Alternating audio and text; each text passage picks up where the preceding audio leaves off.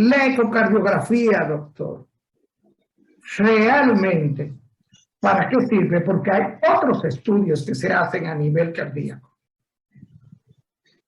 Fíjese, la ecocardiografía, como estudio de imagen en la cardiología, es uno de los estudios de gabinete que ha venido revolucionando la especialidad, no solo de interés para nosotros como cardiólogos, también otras especialidades que permiten evaluar ciertas funciones, sobre todo del miocardio, como la oncología, con su tratamiento y todo esto.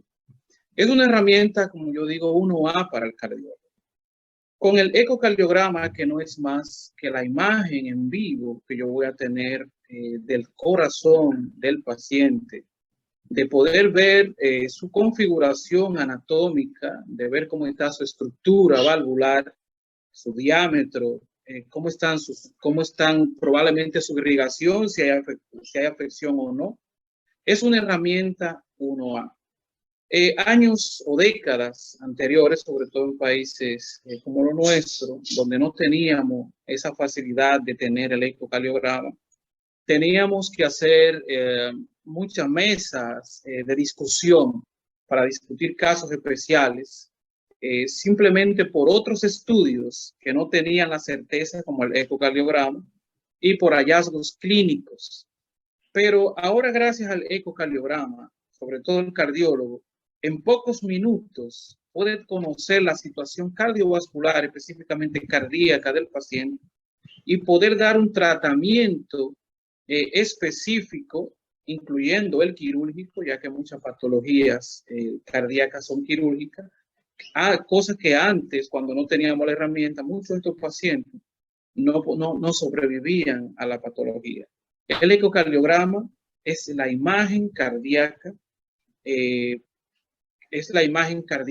inmediata, ahí mismo en el consultorio, si es preciso, que puede obtener un médico de su paciente. O sea que la ecocardiografía es una de las herramientas 1A actualmente para el manejo de los pacientes con afección cardiovascular.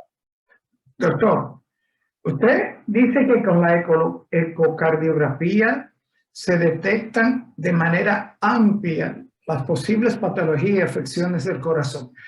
¿Y el electrocardiograma, entonces? Fíjese, el electrocardiograma, que es una herramienta, que no se puede sustituir, nos permite a nosotros como cardiólogos, como médicos, obtener tras un trazado de imagen, la actividad eléctrica del corazón. Esta actividad eléctrica que nosotros vamos a obtener en este trazado nos va a ofrecer información múltiples. Por ejemplo, la isquemia miocárdica, cuando tenemos una variación en un segmento del electrocardiograma llamado ST, nos va a ofrecer información sobre si hay crecimiento del corazón, específicamente el ventrículo izquierdo, de las aurículas, si tenemos crecimiento, si tenemos bloqueo cardíaco, que son de las patologías importantes en cardiología, si tenemos arritmia cardíaca, o sea, nos ofrece una gama de información con respecto a la salud cardiovascular del paciente. Pero hay otras patologías que son estructurales y el electrocardiograma solo nos va a sugerir la probabilidad de que existan. A diferencia del ecocardiograma, que es imagen, o sea, yo tengo la imagen de la anatomía cardíaca. El electrocardiograma y el ecocardiograma se complementan. Yo puedo tener cierta información patológica de un paciente en un electrocardiograma y cuando voy al ecocardiograma, no. Por ejemplo, el electrocardiograma me puede decir que el paciente tiene un crecimiento de tal cavidad y cuando yo voy al ecocardiograma no será así. Y viceversa. Eso no quiere decir que uno sustituye al otro, simplemente se complementa. Para nosotros en cardiología, yo digo, hay 3 herramientas o 4 que son indispensables. Es tener la conciencia de lo que se busca, tener un estetoscopio para hacer un buen examen físico, una radiografía de tórax, un electrocardiograma y si es posible, si hay criterio, un ecocardiograma.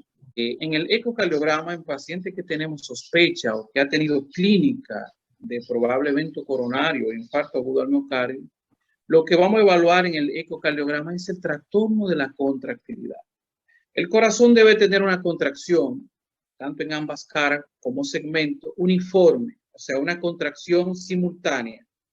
Cuando hay afección de una arteria coronaria que irriga X cara del corazón, este segmento o cara va a tener una disfunción en relación a las demás. O sea, no se va a contraer de forma simultánea y al mismo tiempo que las demás. Lo que me sugiere a mí como cardiólogo, como ecocardiografista, mira, ahí tiene trastorno segmentario de la contractilidad o trastorno de la contractilidad de tal cara. Esto me sugiere isquemia miocardio. Probablemente haya una obstrucción a nivel de tal arteria. Eso es en el caso de que sea la sospecha simplemente de la contractilidad, de la cardiopatía isquémica.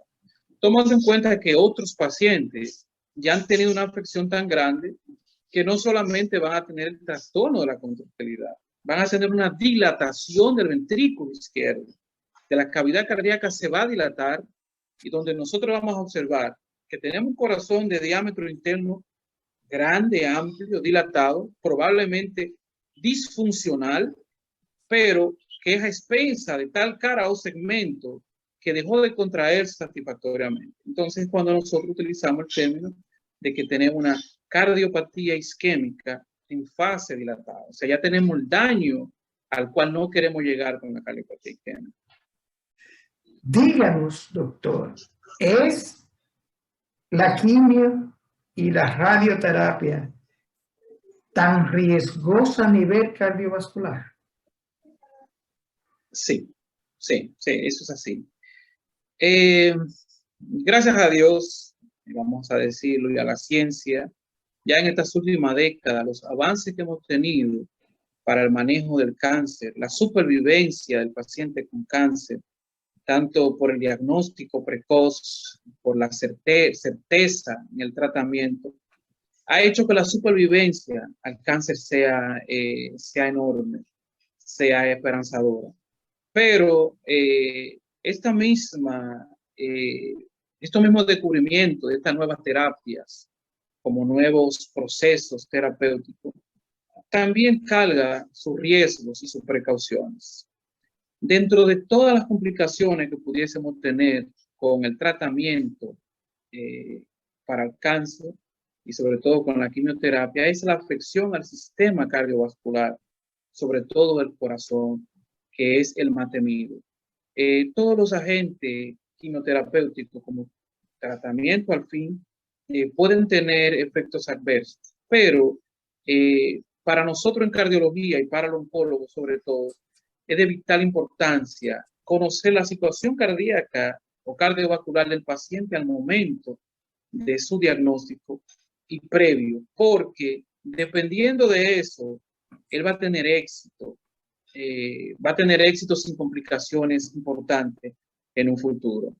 La quimioterapia y los diferentes agentes quimioterapéuticos a nivel cardíaco, tanto a nivel muscular como a nivel de la conducción eléctrica, como es el ritmo cardíaco, pueden tener repercusiones que pueden ser el indicador de que el paciente haya que detener el tratamiento, cosa que no queremos. Nosotros como cardiólogos, lo que hacemos, cardiología, tanto oncocardiología, que ya es una disciplina que se está desarrollando, entrenamiento en pacientes oncológicos. El objetivo siempre debe ser a que el oncólogo pueda culminar y pueda dar su tratamiento eficaz. O sea, no es privar o crearle una especie de impedimento al paciente para que reciba su tratamiento, sino facilitar de que pueda obtener ese tratamiento con certeza y sin mayores factores de riesgo. Las enfermedades cardiovasculares no hay duda que son la principal causa de muerte, que hay múltiples factores que se agregan para padecerla. La quimioterapia, el cáncer per se sería un factor de riesgo para padecer una enfermedad cardiovascular más, y sobre todo si ya el paciente tiene algunas existentes. La mayoría del paciente con cáncer, como todos sabemos, ya se tiene una edad avanzada, en la mayoría de los casos, y que ya pueden ser hipertensos, pueden ser diabéticos, tener dislipidemia o colesterol elevado, ser sedentarios, fumadores, incluso tener otros antecedentes cardiovasculares, enfermedad cerebrovascular y otros, al momento de hacer el diagnóstico. Entonces, es un paciente sumamente descuidado. Es un paciente cuando el cardiólogo ya tiene que intervenir, no solo controlar lo ya existente, sino adecuar que el paciente pueda combinar con una terapia quimioterapéutica eficaz. Bien, amigos televidentes, después de esta interesantísima consulta con el doctor Alcibiades Ramírez, cardiólogo internista y cocardiografista, solo nos resta decirle gracias por estar ahí.